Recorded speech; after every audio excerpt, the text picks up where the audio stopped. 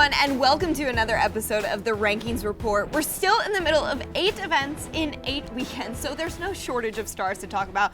But Forrest, could you please enlighten us about the UFC rankings? I certainly could. Each week, a panel of journalists ranks the best pound-for-pound fighters, as well as the best in each weight class. The results come out Wednesday nights on UFC Tonight. And today we're talking about the rankings that are out the week of February 20th. So our biggest mover since last show has been Curtis Blaydes, who moved up 4 spots to number 5 at heavyweight after shutting out Mark Hunt at UFC 221. Forrest, what did you think of Curtis's performance there? I really liked his performance, actually. Some people complained maybe it wasn't the most exciting thing of the world. And again, you know, you're fighting a guy in his hometown against the crowd, and you're kind of holding him down the majority of the fight. But he really impressed me as a heavyweight wrestler. There's not a lot of high-level wrestling at heavyweight because people don't want to shoot and get under a 275-pound Mark Hunt. Yet he did, and he actually made it look pretty effortless. High-level wrestling for heavyweight. Yeah, and this is mixed martial arts. I mean, he's facing a guy with insane power in his hands in Mark Hunt. Which he found out in the first round. Exactly. And so why would he not stick to the game plan of winning at all costs and doing what he has to do to win? No, he would, and he did. Right, absolutely. There's a lot of interesting movement in that division really overall. Tai Tuivasa debuted at number 15 after knocking out Cyril Esquer at the same event. And just last weekend, Derrick Lewis got a 3rd round knockout, moving him up 1 spot to number 6 at heavyweight. Who in this mix do you think should fight next? I mean, there's so many moving parts now. Well, I mean, Derrick Lewis had actually called out Francis Ngannou 6 or 8 months ago, and vice versa. Francis, said, "I'll certainly take that fight." That would be a fight where neither guy would have to contend with Curtis Blaydes' wrestling. Right. So I would like that fight for both of them, and I'm sure they would like to fight another striker as opposed to a guy that we've seen, Curtis Blaydes, good wrestling CV, and then we've seen him actually use it in the octagon when he needs to. I can't let this discussion on the heavyweights move forward before we talk about Tai Tuivasa and the shoey, which I learned what that was in Perth, where they get a shoe from the crowd, and everyone in the circle spits in it, and then they pour beer in it, and the person who is victorious drinks from it. And I was so disgusted for days. I mean, occasionally I'll drink champagne out of high heels, if they're like really nice high heels, but that's about it. Moving on, now that we've thoroughly grossed you out, let's go to other big jumps in the rankings. Valentina Shevchenko. Valentina Shevchenko debuted at number 1 on the women's flyweight list after destroying Priscilla Cachoeira in Belém, just like Forrest told you she would. Well, this falls in the category of no kidding. She was bad at 135. She's going to be real bad at 125. And by bad, we mean that. Yeah, I mean, by bad, she's going to beat people up. She's going to hurt other women. And that's exactly what she did. And, I think she's already, because that's a new division, I think she's already in line for a title shot. Absolutely. Well, that happened in Brazil, and then Donald Cerrone got a shot of confidence with his knockout win in Austin last weekend, finishing Yancy Medeiros in the first. He kept his spot at number 11 in welterweight. And Forrest, does that seem like the right ranking for him? Well, we talked about this, and at first I did not think so, and then I looked at the other welterweights above him, and I thought, yeah, pretty accurate. Maybe Neil Magny, but everybody else, maybe a Jorge Masvidal, but Jorge beat him, right? So, yeah, he's again, 170, very competitive division, very fit. Yeah, I spoke with Donald Cerrone after his fight, and he said he wants to move back to lightweight. He said, these guys are too big for me, they hit too hard. He does have a tough cut to 155, but not terrible. So if he does move back down to lightweight, what do you see happening there? 100% dependent on his weight cut, his ability to walk around at a lower weight. One thing I noticed was when he fought Darren Till, you said, man, Darren Till is a big guy for 170, and Cowboy Cerrone is not a big guy for 170.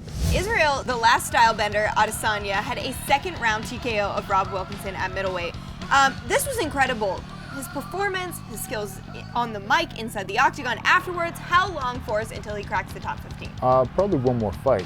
Again, he just needs to fight somebody in the top 15 and win that fight. Obviously, no dumb math there, but I think he can do that. Obviously, Rob Wilkinson, unranked. Again, his ability to stop the takedown in the 2nd round and get up off the takedown, and his ability to stay relaxed on the ground and not get flustered. Things that are going to be important for his career as an Anderson Silva-esque type athlete. Especially somebody who now has a lot of hype surrounding him. Yeah. Yeah. You gave me a fun fact about him earlier that I did not know. He is a high fashion model. High fashion. Wow. Sometimes. To be able to walk the runway for a designer says something about you. That sounds intimidating to me. Right, yeah, Forrest and I won't do that. We'll leave that to the last stylebender. But looking ahead to this weekend at UFC Fight Night in Orlando, in the co-main event, a fight I'm super excited about is Jessica Andrade, who's number 2, taking on Tecia Torres, who's ranked number 5, in a strawweight title eliminator. And both of these athletes have looked spectacular lately. This is a great matchup. So Ticia's got to basically hit and move for 15 minutes because Andrade does not get hurt by punches, kicks, or anything really. At 115, she's looked completely unstoppable. She won the 5th round against Joanna Jędrzejczyk. Her ability to take punches and still throwing with high power, latent fights, she's impressed me a lot, and I think, you know, Tecia Torres has improved, but can she kind of use that taekwondo movement enough to stay away from the bull for 15 minutes? Yeah, a really interesting style matchup there, and whoever wins this could be challenging the winner of Joanna and Rose's rematch, which happens in April. So a lot going on at strawweight, a lot of very strong potential for the title there. Also coming up at UFC 222 on March 3rd, with featherweight champion Max Holloway injured, fans get to see Frankie Edgar, who's ranked number 2, versus Brian Ortega, who's sitting at number 3. Number 1 is still, of course, Jose Aldo, who Max has beaten twice. So is this the best number 1 contender match we're going to see in a while? Absolutely, and let me break this down for you. Brian Ortega, amazing ability to come forward, take shots. Frankie's got great footwork, great quickness in and out at not getting hit, and then he can set that up with the takedown. The only thing I would look to there is Brian Ortega's guillotine choke series is predicated off someone shooting on him. Frankie works with some of the best jiu-jitsu guys in the world, but will he be a little hesitant to shoot in there, you know, and get clinched up, or get guillotined? Because to watch Ortega's highlight reel, you really see his neck game is strong. I think the difference is, can he take Ortega down without getting choked? Yeah, absolutely. This is one of the matchups I'm most excited about in 2018. But also, these are two of the nicest guys in the sport. Truly, so you're going to be so happy for whoever wins and really bummed out for whoever loses. It was one of those fights, I'm glad you mentioned that, where you truly hope it's a great fight and that both guys have a good showing. Yeah, absolutely. There's been plenty of big news these past few weeks, but one of the most entertaining has been that Black Panther broke all sorts of box office records.